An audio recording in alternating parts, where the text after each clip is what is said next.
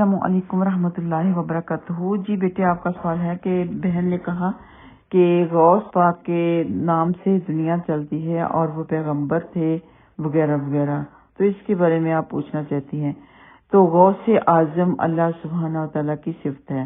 غوث کہتے ہیں مدد کو، اور جو شیخ عبد القادر جیلانی ہے جن کا نام لوگوں نے غوث پاک یا غوث اعظم نعوذ باللہ رکھ دیا ہے، تو یہ انہوں نے تو نہیں کہا تھا، وہ تو اللہ سبحانہ و تعالیٰ کے نیک آدمی تھے، دین کی خدمت کرتے تھے، لوگوں کی خدمت کرتے تھے، اور ان کی وفات ہوئی تو لوگ گمراہ ہو گئے۔ کسی نے غوث اعظم ان کا نام رکھ دیا، کوئی ان کے مزاروں پہ جا کے ان سے نظر و نیاز ان کے اوپر چڑھانے لگے، ان سے مدد مانگنے لگے۔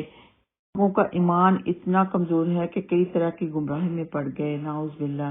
تو یہ کہہ دینا کہ وہ نبی تھے، نعوذ باللہ استغفر اللہ، تو یہ تو کفر کی باتیں ہیں۔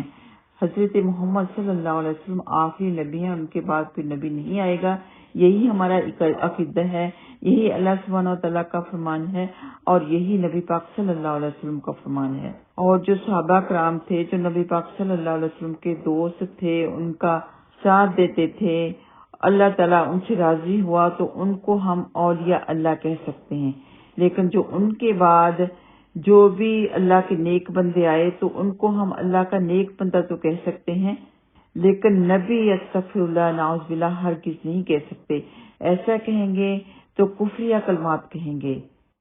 اور یہ تو کہا جاتا ہے کہ اسلامی تاریخ کے مطابق سن 5 ہجری میں یہ آئے تھے، نبی پاک صلی اللہ علیہ وسلم کے کہیں 500 سال بعد، صحابہ کرام کے کہیں 500 سال بعد یہ آئے تھے، اور یہ صرف اور صرف اللہ سبحانہ و تعالیٰ کے نیک بندے تھے۔ تو یہی ہماری کوشش ہے کہ لوگوں کو بدعات سے، شرک سے باہر نکالیں، لوگوں کو قرآن و حدیث کے حوالے سے ہی بتائیں۔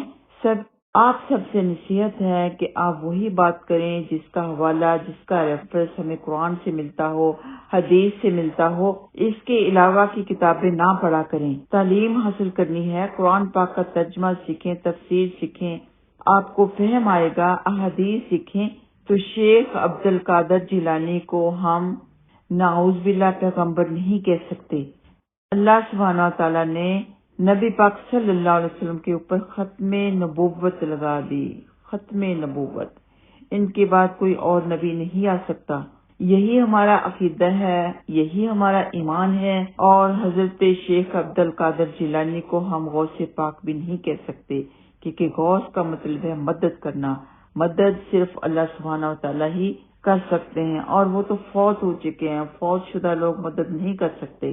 غوث اعظم سب سے بڑا مدد کرنے والا اللہ سبحانہ و تعالیٰ ہے۔ السلام علیکم ورحمۃ اللہ وبرکاتہ۔